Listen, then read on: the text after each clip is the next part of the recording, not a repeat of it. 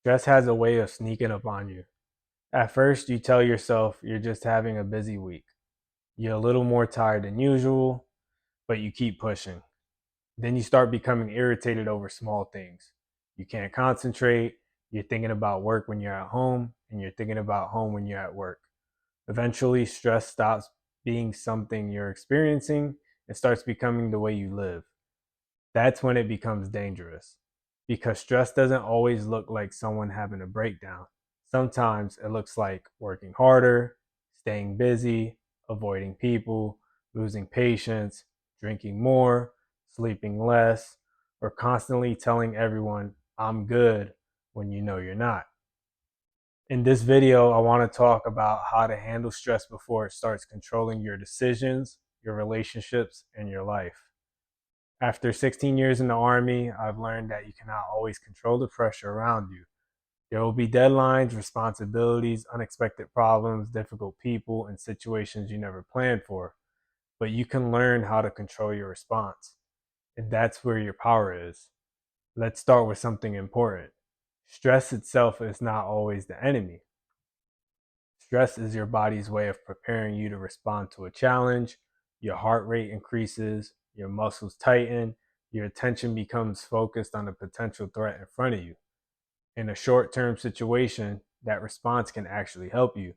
It can give you the energy to react quickly, meet a deadline, perform under pressure, or protect yourself. The problem is that many of us never completely turn that response off.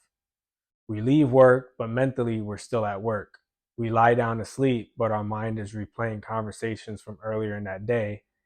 We wake up already thinking about everything that could go wrong. Your body was designed to handle moments of stress. It was not designed to stay in a constant state of emergency. So, how do you stop stress from taking over?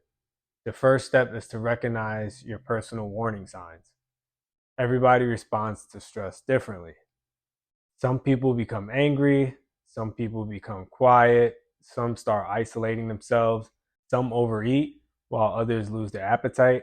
Some people become obsessed with staying productive because slowing down would force them to deal with what they're feeling. You need to know what stress looks like in your life. Ask yourself, how do I normally act when I'm overwhelmed? Do I become impatient with the people around me? Do I stop answering phone calls? Do I procrastinate because everything feels too difficult?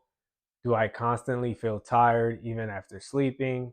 Do I feel guilty whenever I try to relax? You cannot manage something you refuse to acknowledge.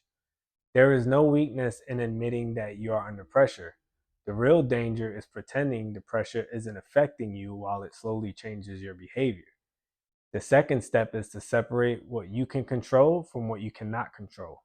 A major source of stress is trying to mentally solve problems that are outside of our control. You cannot control how another person thinks. You cannot control every outcome. You cannot control the past. You cannot control whether everyone understands your intentions. But you can control your preparation, your boundaries, your effort, your attitude, and the next decision you make. Whenever you feel overwhelmed, take a piece of paper and create two sections. On one side, write down everything you can control. On the other side, write down everything you cannot control. Be honest. Then look at how much mental energy you are giving to the things on the second side. A lot of people are exhausted because they are fighting battles that only exist in their minds.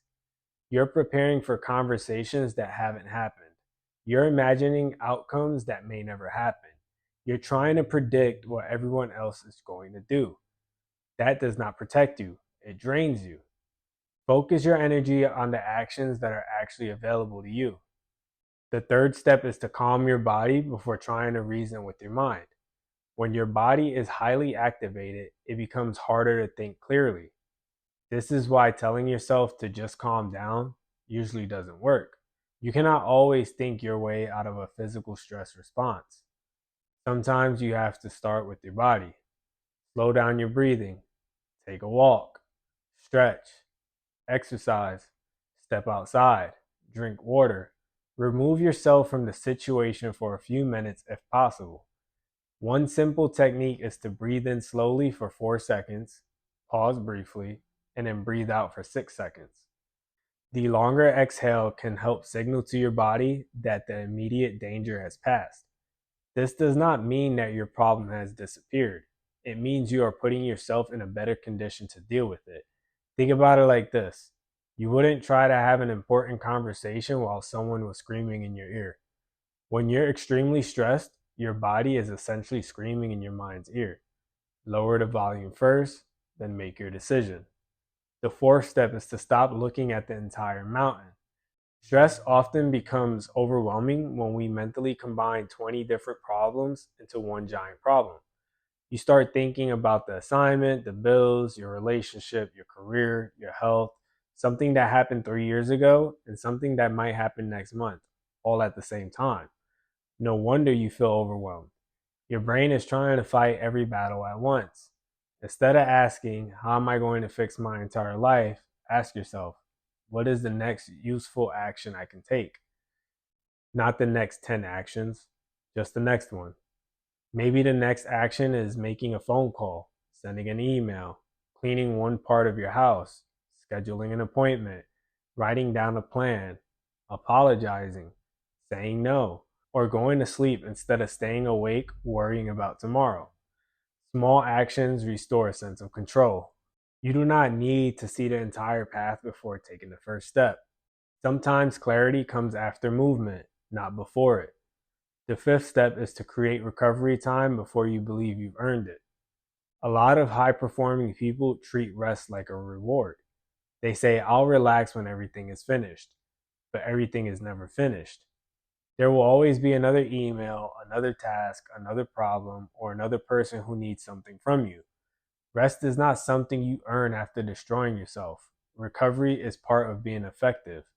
In the Army, you learn that equipment has to be maintained. You cannot run a vehicle nonstop, ignore every warning light, and then act surprised when it eventually breaks down. But many people treat their minds and bodies exactly like that. They ignore the warning signs, they keep pushing, they tell themselves that they're too busy to recover. Then they eventually reach a point where they cannot perform at all. Schedule recovery before you are completely exhausted. That could mean exercising, praying, journaling, spending time with your family, sitting somewhere without your phone, enjoying a hobby, or simply getting enough sleep. Recovery does not have to be complicated, it just has to be intentional. Another important part of handling stress is learning to set boundaries. Sometimes your stress is not coming from having to do too much, it's coming from being too available to everyone. You answer every call, accept every request, fix everyone's problems, say yes when you really mean no. Then you become frustrated because nobody seems to notice how overwhelmed you are. But people cannot respect boundaries that you never communicate. Saying no does not make you selfish. Turning off your phone does not make you irresponsible. Taking time to recover does not mean you lack ambition. A boundary is not a punishment for another person. It is a decision about what you are willing and able to carry. You also need people you can talk to honestly. Stress becomes heavier when you carry it alone.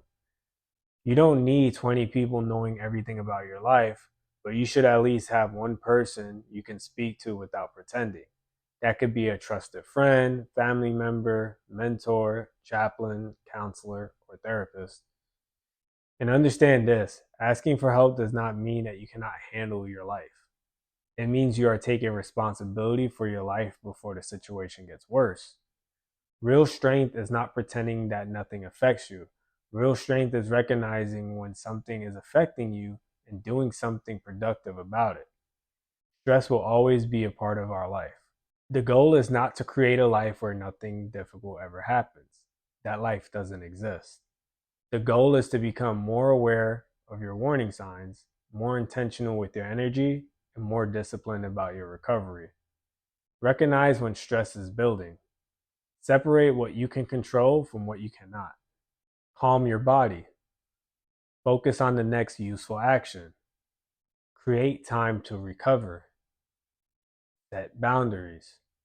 And talk to someone before the pressure becomes unbearable. You do not have to wait until your life is falling apart before taking care of yourself. Handle the stress while it is still speaking quietly, because if you continue ignoring it, eventually it will start making decisions for you. If this video helped you, hit the like button, subscribe to Bron the Therapist, and share this video with someone who may be carrying more stress than they're willing to admit. And remember, you may not be able to control every situation around you, but you can learn how to prevent that situation from controlling you.